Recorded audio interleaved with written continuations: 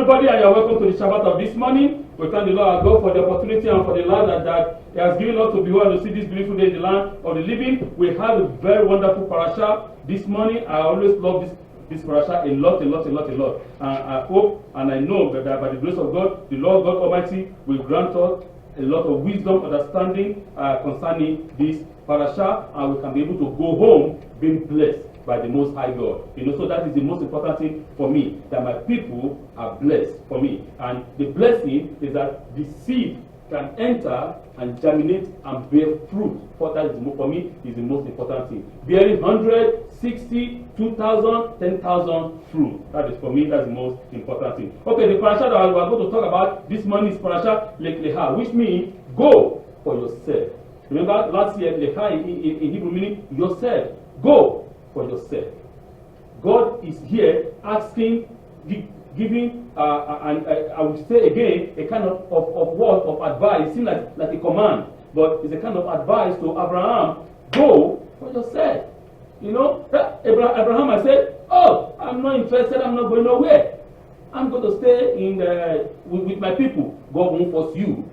God can make a miracle and make everything fine there. It's God can do whatever He wants to do. But there's a reason why God said, leave that place. Because that place is not conducive for our communication. There's too much noise. That place is Toronto, it's Montreal, too much. You can't concentrate. That is what the Holy One is saying. You need a quiet area. A place that is like a wilderness. A place that is like in the jungle where you are alone, where you can be able to be attentive and listen perfectly well. So remember, as I said, the story of creation is still the same story of what? What's his name? Noah. Right? This story again is the same story. God is just giving us from different perspective. God wants us to understand. This is about creation again. God is recreating another thing again. After Noah, problem. God said, okay, you know what? I'm going to start another thing again. I'm going to go from another perspective. I'm going to go from another direction to make my work perfect. Everything in the Torah is the same. But God is teaching us from different perspectives, right? So please, this is another form of creation. God is creating again a new nation. God is about to bring about a new thing. Something wonderful. Parashat Lech-Lecha, and I subtitle it, change your name, change your destiny. Change your name, change your destiny. In our tradition, I said it many times, name is extremely important. Name is spiritual. It's not just a form of identity. No, it's not just to identify Madam A from Madam B or Mr. A from Mr. B. No. Name is technically, among our people, name is like a tag on your forehead. It's like your destiny. That is what name is for our people. I don't know in European culture, I don't know in the Greek culture, I don't know in the Asiatic culture, but in our culture, name is a meaning destiny of your life. When I know your name, say, okay, what's your name? Say, my name is this. Okay, they say, okay, you want to know about yourself. Say, okay, what is your name? You give him your name, and the next thing I will ask, I don't ask your father's name. I ask your mama's name. What is your mama's name? Why don't we ask the father's name?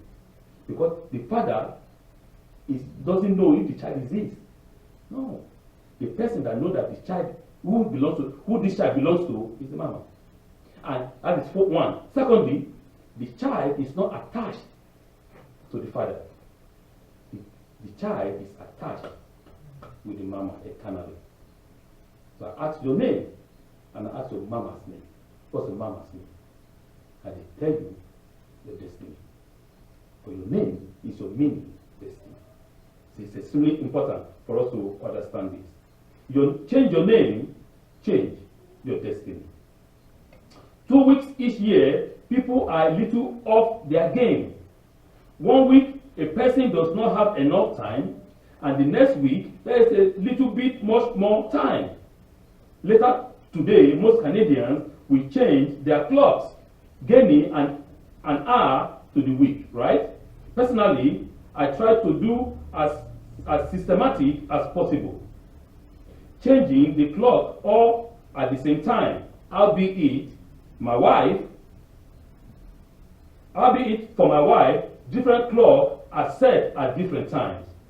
Some 5 minutes faster, some 15 minutes faster, while others are set to show the real time, because she wants to, I want to go wake up early, so she, she said it in different time. Why the one in the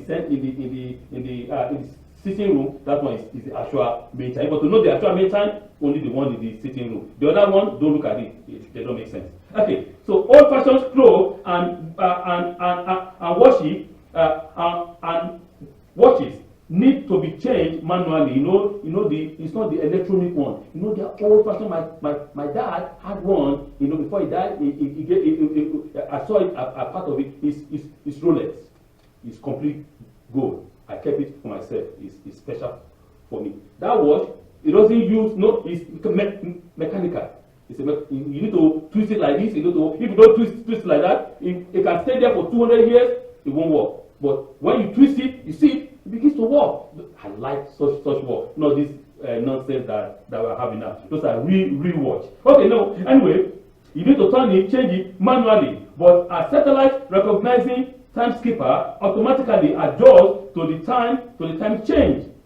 However, there are few clocks in the no time zone that can make or are supposed to change by a receiving signal which does not always work. You remember, sometimes in your computer, if you look at it later today, when about to change time, it just automatically it does it by itself. You don't even need to set to go and start saying I want to do it manually with my hand. The computer will do everything automatically. But sometimes some of these systems they fail. Sometimes they don't work. I remember in 1999, you will see everything will crash. Because the computer will record 2000 and so forth. But we find a way, to escape that. Under the Canadian Constitution, laws related to timekeeping are a provincial and territorial matter. So the federal government, the one in Ottawa, leave that one to the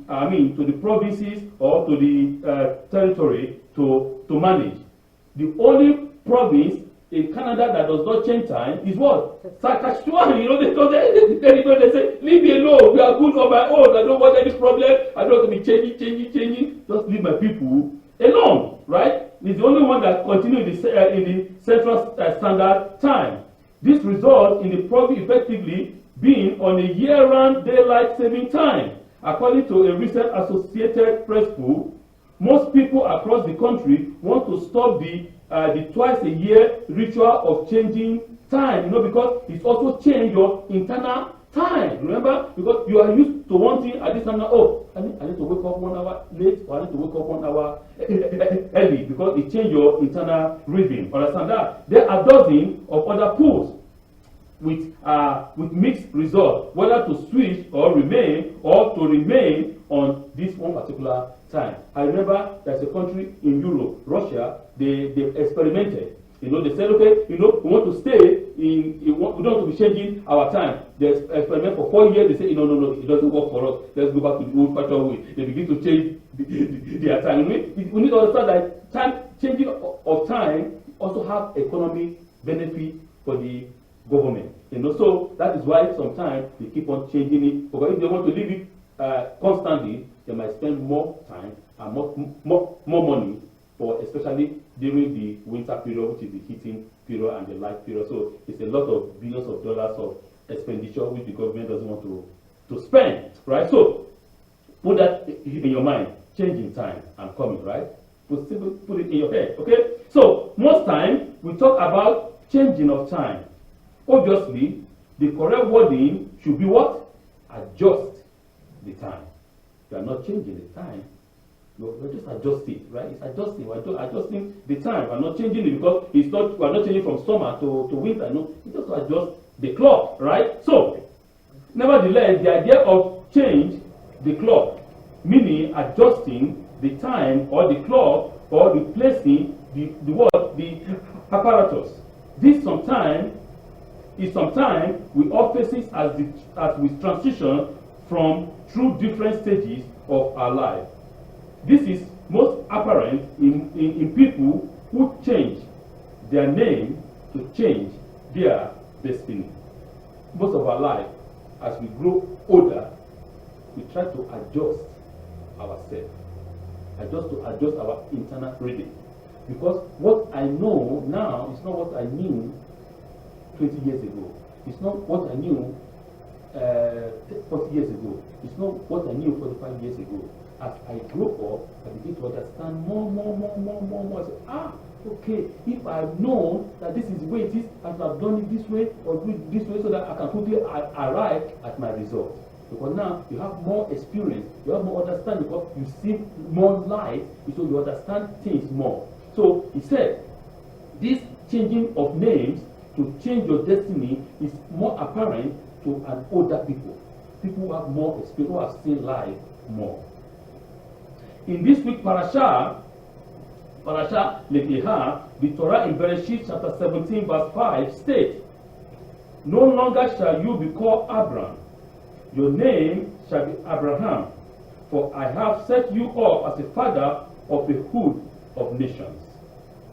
Then in chapter 17 verse 15 it states, God said to Abraham and Sarai, your wife, do not call her the name Sarai, for Sarah is her name. Immediately after the change, Adonai said to both Abraham and to Sarah, I will bless you and increase you. The Gemara Braha 16b explained this, that only the three are called the Avot. The three are called the Avot, meaning the three are called the fathers, right? Abraham, Isaac, and Jacob, right? And only the four are called Emmanuel, meaning the four are called mothers, right? We have Sarah, Rebecca, Rahel, Leah, right? So the four are called our Emmanuel. Who are these three? The question now is, who are these three fathers? We now know that Abraham, Isaac, and Jacob. But why not start with someone else? For example, why don't we start from the father of Abraham? Abraham didn't just drop from the heaven, no? No. It's somebody's son, and the name of his father, we know it perfectly well, it's in the Torah. The name of his father is what? Terah. Abraham's father. The Torah described Abraham as old and being 99 years old after Ishmael after Ishmael turned 13 years, right? Which now brings the birth of Isaac closer. Even if we didn't want to have Terah as one of the fathers, isn't he not the biological father of Abraham? We can't deny that, right? I repeat, even if we don't want to have Terah as one of the fathers, isn't he not the biological father of Abraham? We can't change that link. That link cannot be changed because he descended from where? From Terah. He didn't just drop from the heaven. He has mama and he has father. So why do we start from Abraham? That is the question. Why not from Terah, or maybe from his father, or maybe from Noah, or from where? From Adam, Harishon, because they are all called fathers, right? But why these three people? In fact, going up the ladder, tracing the generation from Terah to Noah, and further back to who? To Adam. Each and every one is referred as to what? As Avot, as the fathers. But why do we have only these three people? In the world of Hazar, it is possible to make a sharp knife and sever the generation between Abram and Terah, so that the chain of three starts with Abram, continued with Isaac, and then Jacob. Apparently, when Adonai decided to give birth to Israel, listen now, very well, it's very important. When the Holy One, blessed be He, decided to give birth to Israel, He did it in a way that was intended to break the link from Terah to his son Abraham, starting with Abraham as the first, continue to make the tree with its son Isaac and with his grandson Jacob, thereby creating the albeit, the tree as we know it to be right now. So the question is, but how? Why? Remember, Adam made a mess. God removed that generation, right? Noah start again. There was a mess. God said, no, I'm not going to destroy them, because I swear I'm not going to destroy them. I'm going to make a new one in a different perspective and from a different point of angle. I'm going to make them the heart of their life, the heart of that. God is talking about the entire human race. These people have to understand that I am their creator, that I am their father, I love them. And they're going to be mine, either they like it or not, in a different understanding. Those ones, they didn't make a mess anymore.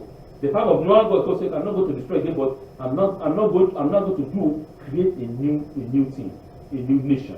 A nation that through him, through this man, the whole human race with God will be blessed. When birth occurred naturally, the father is known to the child as his father, right? And the father of the father is known as the grandfather, right? If I'm right. Okay, good. In the chain of family tree, the child is the trunk at the bottom, right? In the family tree, imagine a family tree. The child is on the bottom, right? So, the body is the father, the body of the tree is the father. And the branches of the tree are formed by the grandfather and further back through the previous generation. And the father, you see all their names, everything, right? If I'm right. But there was one man who was old man, and his wife no longer had the ability to have a child in a natural way. There is one in this family tree, who is old, and his wife cannot give birth in a natural way because they are old. So Abraham, remember, Abraham had a son at the age of 86 years old, right? With a woman called Hagar, right? And that birth was by what? By human understanding. It's by the what? It's by, I will use it as Shaul said, by the flesh. Not by it, because it is not, that's not what God wants. Because we as a human being, whenever we think that we are smarter than God, we make a mess. It's always like that. God said, I'm going to bless you. But it's still that most of us as a human being, we are not always patient to wait for the time of God. And I repeat, to wait for the time of God. We always want to intervene. We always want to push the hand of God. We always want to say, God, act now. But God said, at my time. Remember, I always tell us, God is never late. God is never early. God is at the right time. So why do we want? God said, wait. You wait. If God says I want to do it today, he do it today. If God says I want to do it in a second, he do it in a second. If God says I'm going to do it in 200 years time, you are going to live 200 years. Don't you like that? God, you will not die until you see that which God has promised. Because I'm going to make you 200 years old. Okay, hallelujah. You're 200 years old. You wait. You wait for what? For his time. So Abraham, had a child at the age of 86, right? We know that. But that child is after the flesh, not after the spirit. Adonai intervened and miraculously reverted both the man and his wife, Abram and Sarai, to their youth, enabling them to bear a son. Since this change of natural birth with Abraham, or rather with Sarah, his wife, has stopped, Abraham was no longer directly connected to his father, Terah. But understand that? So that's why God called it off. Because Abraham's wife, it takes two to do what? To tango now. To tango. He has two people. Only America do rap. You know, they rap and they dance for their own. But in the normal human being, in the normal society, it takes two to tango. Two people. Right? So for two people to tango, for them to be able to do what? To produce a son or a child. It doesn't matter, a boy or a girl. Well, in this case, no. Because the other side is old. The other one can produce a problem. The male, the man. But in love is why if they need, these two people has to, there must be, because the promise is from this what? From this woman. The promise is from the woman. The promise has to come from that woman which God has said, both of you shall have child. God didn't say Abraham and Hagar. No. Abraham and Sarah. And Abraham cannot have child on his own without his wife. See, this is the idea that we were. So God called it off from Sarah. It's okay. So since he can no longer have child in a natural way. Let's continue. Because if Abraham was unable to have a child, to have a natural child, then the connection to the grandfather and previous ancestor no longer existed. Therefore, Adonai waited until Abraham and Sarai were, especially Sarai, were very old, well passing childbearing age, and then he performed the miracle. Remember, so okay, I'm 55 years old. I have only one egg yet. I give birth. Okay, but God said no. This one I'm going to make it undoubted. No human being can doubt it. She's going to wait. She's going to be past childbearing age, very old. Then the whole world will know that I am God. That is it. You see what God is doing. And this thing is also if you look at another advantage, God also through that lengthened the years of Sarah. So people, most of the time, we don't look at what God is doing. We only see our nose. We just go no. But God is on the other way extending the life of Sarah. My grandfather always tell me this. He said, I always tell everybody, be patient. See, because if you rush, right, he who rush die quick. So when you rush, right, and then you finish everything that you have to be done as written on your destiny. That's what my grandfather said. Then you kaput, you have nothing else to offer to the world. You finish, you die quick. But when you are patient, you live long, and you will get that which your destiny has approved. Nothing can change it. Remember, I always tell us, no principality, no power, not in heaven or earth, beneath the earth, in the world, anywhere can change a human destiny. It's only God, the giver, he who signed, who saved, is the only one that can change it. So if your destiny is to do this and this and this and this in your life, you will surely achieve it. Things can disturb you, the enemy might disturb you, but you will surely get there. Because it is your destiny. The same thing here. Sarah, understanding, thinking, oh, I'm too old, maybe this God of my husband is lying, maybe this God of my husband deceived me, but I don't want to speak loud, I won't talk loud, because if I talk now, my husband will be offended. Okay, let me devise a trick. Maybe I can have a child from my slave girl who is a guy, so that the child will be mine. This child will never be yours because it's not your genetic code. It's not yours, it's not yours. Yeah, in those days that is how they do, but it is not yours because it doesn't have your genetic composition. But God is saying, you shall have a child. It is you, not her. Adonai calls them, in a sense, to be what? To be reborn after the Spirit. The Holy One, technically, made Abraham and his, especially Sarah, to be reborn in the Spirit. A new beginning was created with Abraham and with Sarah. Their strength to have a natural child would continue to Isaac and then to Jacob, establishing the three fathers. See, you see the work of God, the miracle of God. God begins completely a new thing and going to create a new world. Yeah, the work of Noah, they make a mess. They make the Tower of Babel and they make that and go. Now it's going to be different, completely different perspective. It's all also about creation. As Genesis, as Noah, as Abraham have been. God is creating something new.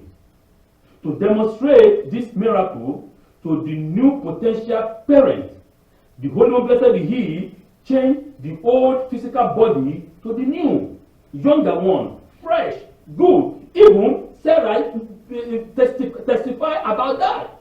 When the three men came, he said, "Oh, well, by this time next year, you shall be dancing with a baby boy, you know." La, la, la, la, la. Sarah said, "Oh, can that be? Well, I'm so far old, and it has ceased a manner of women with me. Even though, you see, she continued, she said, even though, can my skin be tender again that my husband will desire me?" Biologically, as the older you are, your skin begins to become thinner.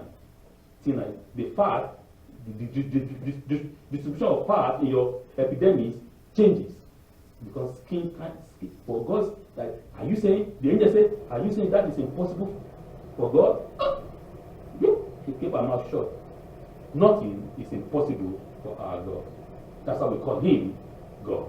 He can do all things the way he wants. So at the right time, he made that miracle. He made the flesh of the woman to become like the flesh of the world of 18 years old. Beautiful, nice, wonderful, and great. And the man said, "Hey, this is my wife, oh yeah!" And she conceived. So we need to understand there's nothing impossible for our God. So let's see. When a new child is born, the baby is given a name to begin their new life. Adonai, the Holy One, blessed be He, changed the name of both Abraham and Sarai to Abraham and Sarai, because they are now a newborn baby. And since they have become a newborn baby, He changed their name and their destiny changed. Remember, change your name, change your destiny. New name, the Lord God gave to them, and God gave them a new identity, completely disconnected from that of Terah and Haran. Haran is the father of Sarah. Right? Disconnected, completely different. Remember, for Ishmael was born after their likeness. Ishmael was born after the likeness of Terah and Haran. Likeness of a man. But Isaac was born after the likeness of the Messiah. Everything that the Messiah passed through, Isaac passed through it. You can be able to see the parallelism between Isaac and the Messiah, because the Messiah is of the Spirit, not of the flesh. So this is what the Torah is trying to tell us. Change your name, change your destiny. The father of Abraham and Sarah.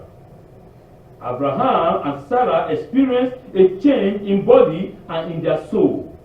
Their physical quality changed from old back to the young, from being to something fantastic, majestic, and spiritually through the slight change of their name by the mere addition of a letter. God removed one letter, add another letter. The same thing with Abraham. Take one and add one. And they became something different, something new. And that I can tell you, experience that which we have in what is called a kind of a knowledge that we call chemistry. In chemistry, you can remove one atom, put another atom, and that structure changes completely, becomes something different, something new. In polymers, remove one, put one, the polymer can become hardened. Okay, I want this polymer to be soft. Remove one, add another one, it becomes so soft. It's no different.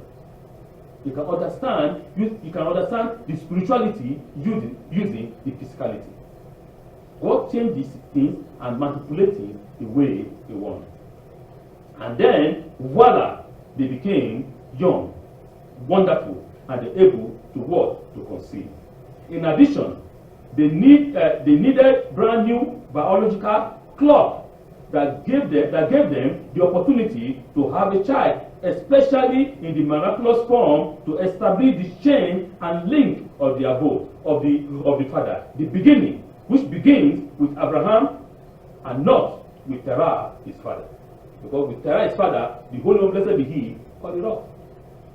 That's something different, something new, something majestic, something beautiful.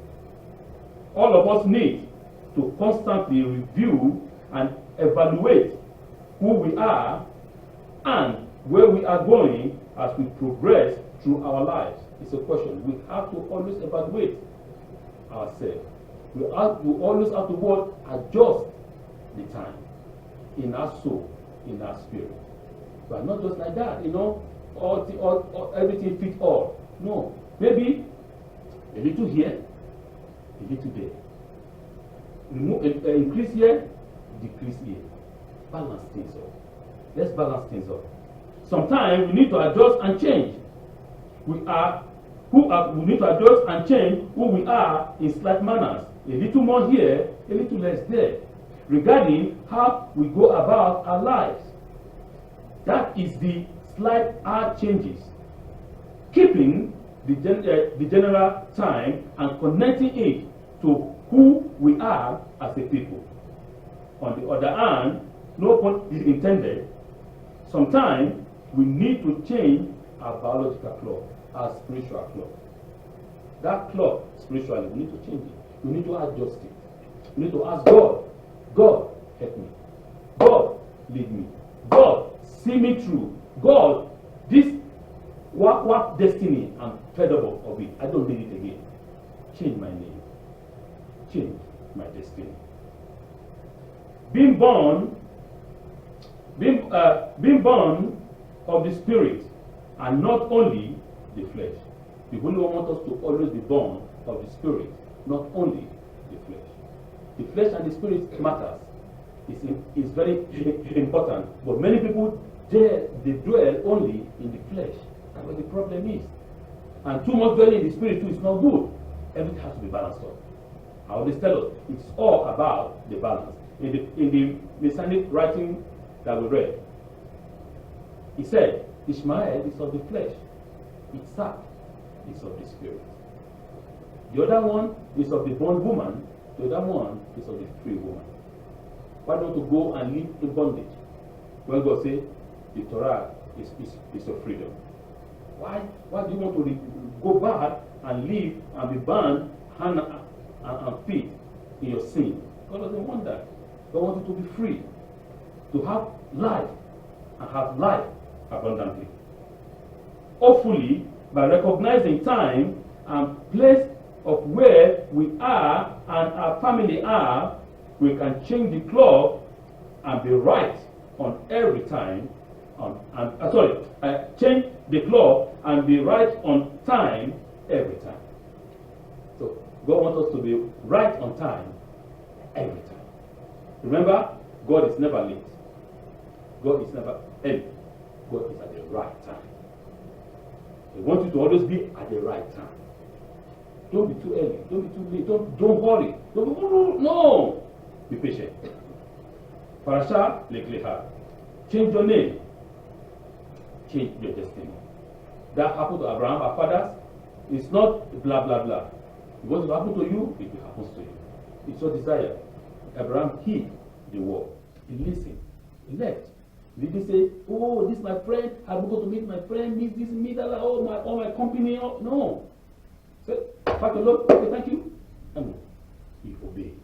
All it's all about obedience. Shabbat shalom.